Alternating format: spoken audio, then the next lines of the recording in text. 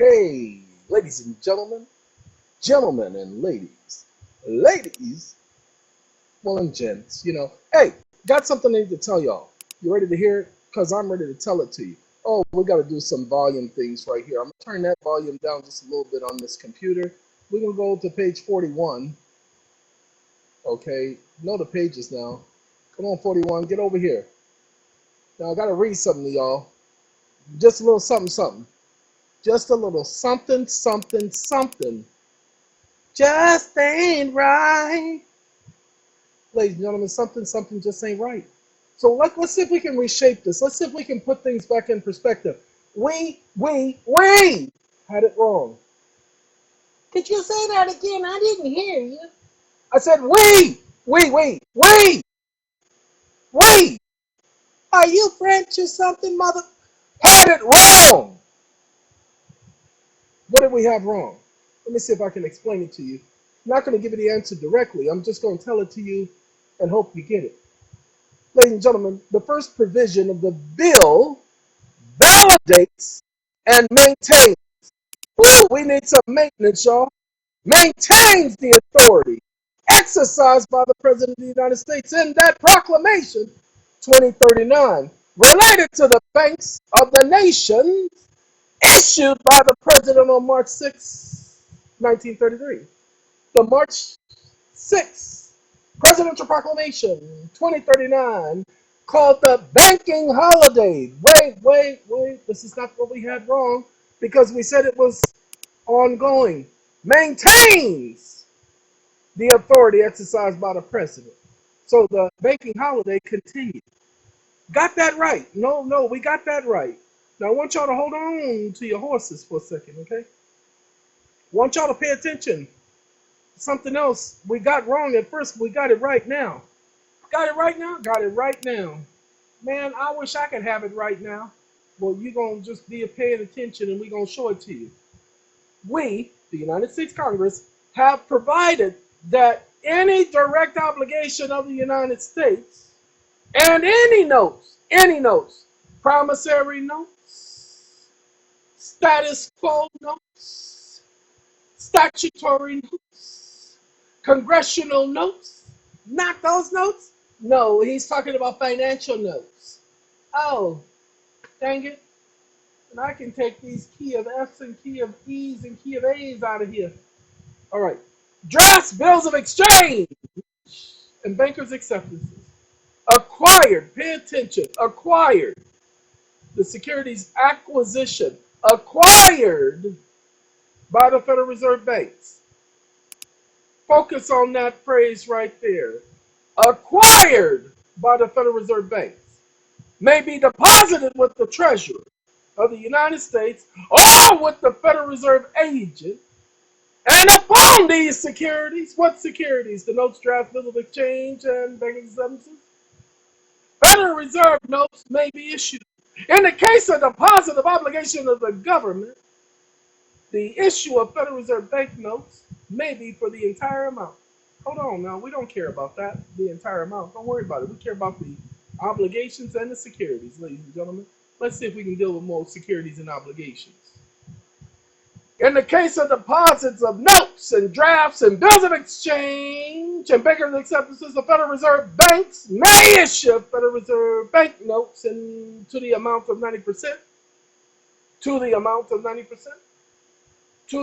90% of the value of such securities. Okay, so we already know these things are securities. Well, what did we get wrong, huh? Well, let me show y'all what we got wrong. You remember this right here, 12 U.S.C. 401?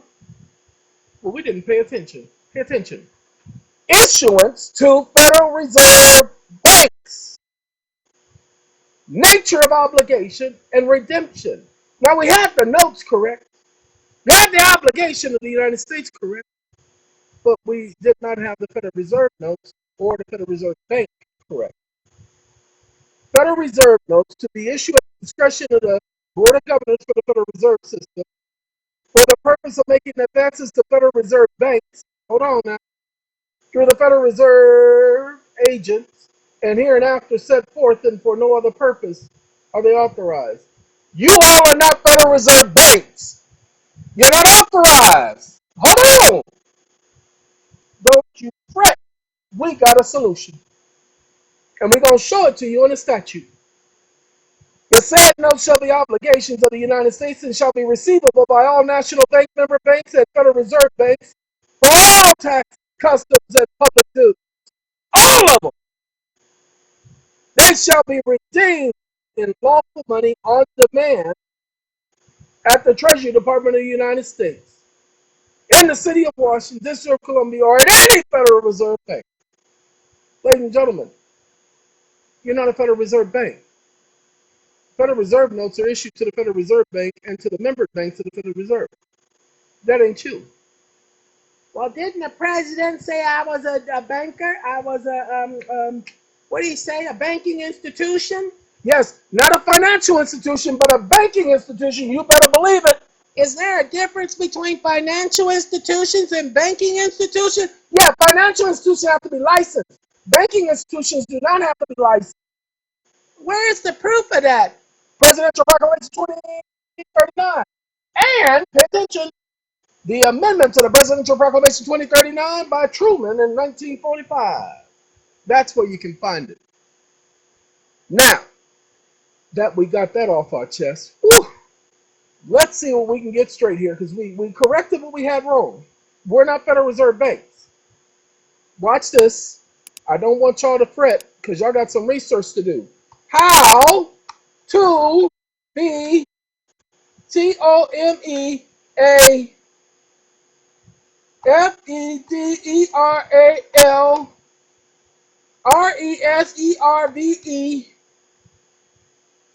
Pay attention. Got to put that E back where it belongs. AGENT. Now we're going to put that up there first, okay? Because remember, you got to become a Federal Reserve agent. How to become a federal agent? Nobody said a federal agent. I said Federal Reserve, you ignorant mother. Let me do this. We got to highlight something because, you know, that's how these newfangled systems do. Let's do that again. Did it do the same thing? Hold on. Let's see if we get Federal Reserve police officer. No. How to become a federal agent? Yeah, see this? Okay, watch this. We did that, but that's what y'all need to research. How to become a Federal Reserve. Hold on. BANK. There you go. Woo! I would never get that out of here, ladies and gentlemen. Now, this says, how is a Federal Reserve? Come on now. Bank president selected. We don't care about a Federal Reserve. Oh, Federal Reserve membership. Look at that. Federal Reserve membership. Membership application. Any qualified state chartered bank may become a member. Interesting, huh? Now, wait. Hold on. This is Section 12 of the Federal Reserve Act, ladies and gentlemen. Without these regulations, the Federal Reserve wouldn't be able to sanction its policies across the nation. Aww. Ladies and gentlemen, that's October 1921. Or 2021, sorry. So let's do this so that you guys... Look, how to become a paying agent for the United States. Below are the steps to take to become a paying agent. Aww. Become a member bank of the Federal Reserve. Any bank or other incorporated banking institution engaged in similar business may become a member of the Federal Reserve System. National banks are required by law to be members. State chartered banks may join if they meet the requirements. But we're talking about these right here. Incorporated banking institutions. So let's see. We're not telling you this is the answer. We're telling you that this is where you should be tracking your answers. Tracking just ain't right. Okay. What are the advantages of membership in the Federal Reserve System for a state chartered bank? We don't want a state chartered bank. What institutions are eligible for membership? Here it is, ladies and gentlemen. Any bank or other incorporated banking institution engaged in similar business may become a member of the Federal Reserve System. National banks are required by law. Okay, so there we go. Ooh, any bank! Aren't you guys considered banking institutions? Any bank! Look, ladies and gentlemen, I've known this for a long time, and this is where we've been getting at. So let me go ahead and I'm going to do the best I can without the antics to explain to you what's going on. So if you want to pay attention, I suggest you do so now. When I said we had it wrong, ladies and gentlemen, the thing that we had right was, yes, we were supposed to be going through the Treasury. But no, we go through the Treasury through the Federal Reserve Bank. Go back and read the act. It says deposited with the Federal Reserve, not with the Treasury. The Federal Reserve under 411 goes to the Treasury. Let me make sure you understand so that you don't mix it up. The Federal Reserve Banks, through its Federal Reserve agents, that's their job. The said notes are obligation of the United States and shall be receivable by all national and membered banks and Federal Reserve banks, not by your bank. So you're not a national bank. You're not technically you are a membered bank. Okay? Shall be redeemable in lawful money. That means you get to redeem it through the Federal Reserve because they have a system. That's why it's called the Federal Reserve System. They have a system already in place. Now, you guys need to start calling and asking them what's their policy and what's their procedure. Let me show you this. Application for notes. That's right. Federal Reserve notes. Federal Reserve notes. You can apply for your supply because you can't get high off your own supply. You can apply for your own supply. Pay attention to this. I promise you've heard it before. Any Federal Reserve Bank may make an application to the local Federal Reserve agent for such an amount of the Federal Reserve notes herein before provided, or as it may require.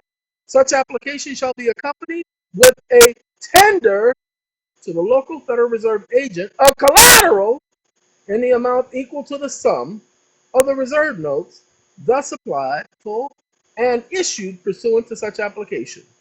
The collateral security thus offered shall be notes. The collateral security, go back and find out what securities are. Thus offered shall be notes, drafts, bills of exchange, and bankers' acceptances acquired under section. In the case of deposits of notes, drafts, bills of exchange, and bankers' acceptances, the Federal Reserve banks may issue banknotes of the value of those securities. Let me get back to this right here. Like I said, tell me where you've seen it before. Of this title, or bills of exchange endorsed by a membered bank of the Federal Reserve District and purchased under the provisions of these sections of this title. Our banker's acceptance purchased under the provisions of this section and this section of this title. Gold certificates and special drawing rights certificates, or any obligations which are direct obligations and are fully guaranteed as to principal and interest by the United States. Where did we hear about shall be obligations of the United States? That was section 411. Let's see where they got it from. Okay, so that you guys get it. We have provided that direct obligations of the United States or any draft, notes, bills of exchange, banking acceptances acquired by the Federal Reserve Bank may deposit with the Treasury of the United States or with any Federal Reserve agent. And upon these securities, the Federal Reserve banknotes may be issued. Federal Reserve banknotes, that's why you heard them talk about banknotes. Now let me see, I'm going to go to 47. I know it should be 45, but we're going to go to 47 because, you know, let's do 40. We're going to do 47 anyway. Let's see. Yeah, it is 45. I told y'all I'm stubborn, so we can go to 45. Like the Colt 45, so that y'all get it, because y'all don't understand it. To this day, y'all, I know y'all don't understand it.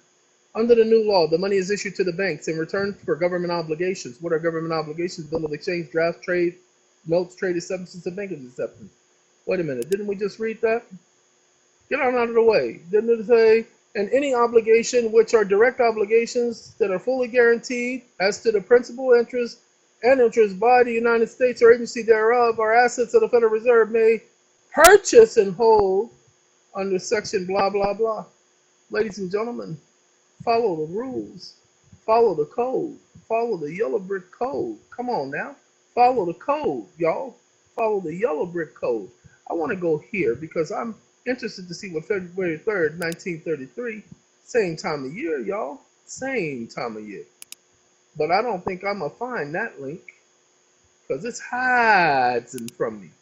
We're going to go here. Now, ladies and gentlemen, while I'm looking for this, I need to talk to y'all for a second. I wasn't going to give you guys this information because some of y'all are too greedy.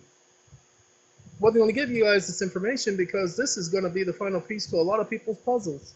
And they're going to keep the information to themselves or try to make a profit off of someone else. Why? Because they're greedy. I wasn't going to give you this information because I still see people doing the exact same thing. I have no faith in you people.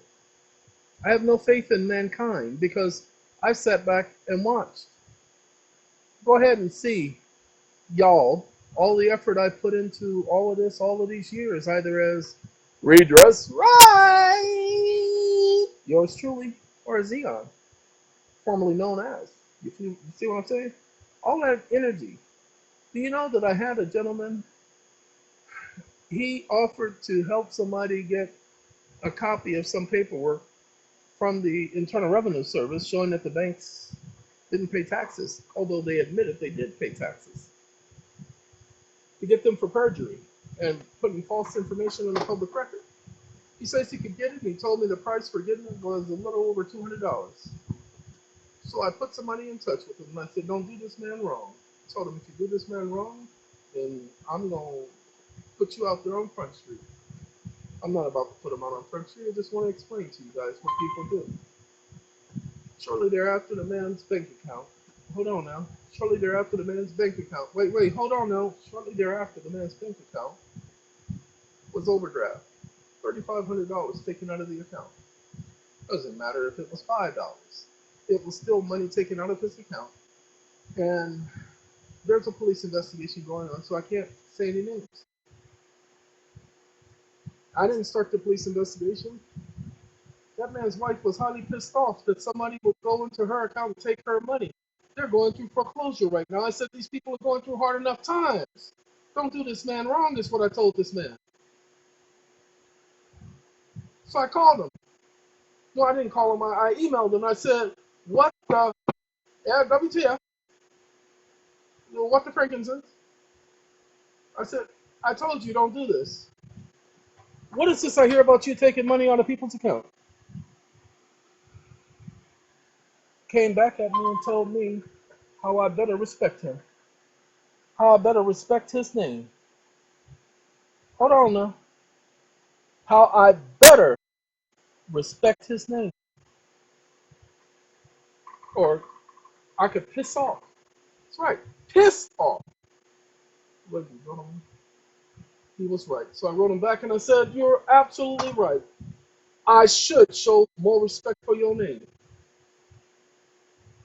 And then I went ahead and explained to him how he claims to be somebody's servant of somebody's God. And yet his conduct shows that he's not. You're right, I should show respect for your name. How your name is supposed to represent your God, because that's the name you've chosen for yourself. And you sit up here and go into somebody's account and take money out of their account. Of course I'm supposed to show respect for your name. I should show respect for ignorance where ignorance is due. So I explained to him who I was, because apparently he didn't know who I was, because I tried to warn him. I said, you have no idea. I said, I will stand there personally and wait for them to arrest you right now. I don't have a problem. See, I can't get violent with anyone. That's not me. Never has. Never will. Never going to be. But I can make sure the proper complaints are filed. And this is only after the police investigation that I didn't start. Because this ain't going to be over with tomorrow. See, this man took my reputation and dragged it through the mud, but he also affected a family who was already going through hard times, about to lose their home. I got people crying to me over the telephone because of what this person did. So if you guys think that I'm harsh and I don't like people, can't stand them, no. I can't stand the rain against my window. I'm sorry. If that's what beep beep, who's got the keys to the Jeep? Boom, boom, boom. Hey, sometimes I go there. But you said you weren't. Don't worry about what I said, ladies and gentlemen. That's the problem. I sit up here and I put a little bit of faith in mankind, and then we got a kid walking up to an elementary and killing a bunch of kids. Ladies and gentlemen, I don't care if he just turned 18. He just turned 18. He's still a kid. But here's the problem. His mother's vehicle, he confronts, according to the report that I heard, and I heard it directly from Lester Holt. And you know Lester Holt, he don't lie. That man always telling the truth. He's a puppet. I know he's a puppet, but I listen to Lester Holt. I've been watching Lester Holt since he first started on NBC. When he first started doing reports on NBC, I've known of Lester Holt, I've known of Brian Gumble, because back in that day, ladies and gentlemen, there weren't too many people of color in the media. You know, did I watch him because he was a person of color? Yes. That's to be honest. I watched it because he was a person of color, but Lester Holt was distinguished. He wasn't just any person of color. Same thing with Brian Gumble. Distinguished. Yes, they are tokens, but I like the personality. Well, Lester Holt reported that the kid took his grandmama's truck after shooting her in the face. Apparently, he's not a good aim because he shot her in the face and she did not die. She was able to run out of the house and go tell the neighbor, "Thank you, Grandma." Okay? He takes the truck over to the school. He's got two so-called AR-15s. He confronts the safety officer. Safety because he's a police officer. They call him a safety officer because you don't want to call them police when you're dealing with elementary school. But I promise you, they don't start calling them police now. Call them police every other place. But you don't hear anything about what happened between him and the safety so-called officer from the time they encountered each other. You just hear he made it into the school. How? Aren't the doors supposed to be locked? From the inside, of course. And then he kills all these people. Where's the safety officer? Why didn't he pick up the other gun? Somebody said he shot the safety officer. I didn't hear any reports about the safety officer being shot. Not one. But what I can tell you is this, and I'll say it again. He dropped a gun. He dropped an AR-15. Why would he drop a gun? That's more ammunition. Something ain't right about that story, ladies and gentlemen. They said he was panicking. That's what some people will say. Ladies and gentlemen, I don't know. Something just ain't right. Let me say it again. Something just ain't right. Okay, something just ain't right about that story. I'm not doing conspiracy. I'm saying that people lost their lives. That is a death. That is not a hoax. People died. I don't care if it's not everybody they said. People still died, everybody. Families are still in pain. Families are still hurting. Sandy Hook, people died. Families are still in pain. Families are still hurting. I know that many of these incidents are staged. How? Because the person doing the shooting is one of theirs. MX Ultra, KX Ultra, whatever that stupid junk was called, or MK Ultra, AK Ultra, don't know. Whatever the junk was called, it's real. There are CIA reports showing that this is what they do. Can't walk away from that. That's not a conspiracy theory. They already admitted this is what they do. So when I hear these stories, I automatically have to assume that one of their MK Ultra plans is in effect. Why? Because it's not natural, ladies and gentlemen, for somebody to sit up there, walk into a classroom, who was a teenager himself, and shoot at other kids, and not have any compassion whatsoever. for these kids that are screaming and crying and yelling and no, not have any compassion, you're not natural. I don't care who you are. I don't care who you are. So you can call it evil, you can call it this, you can call it whatever you want. I say something else is going on because something just ain't right. Okay, let's get back to this video so I can finish it.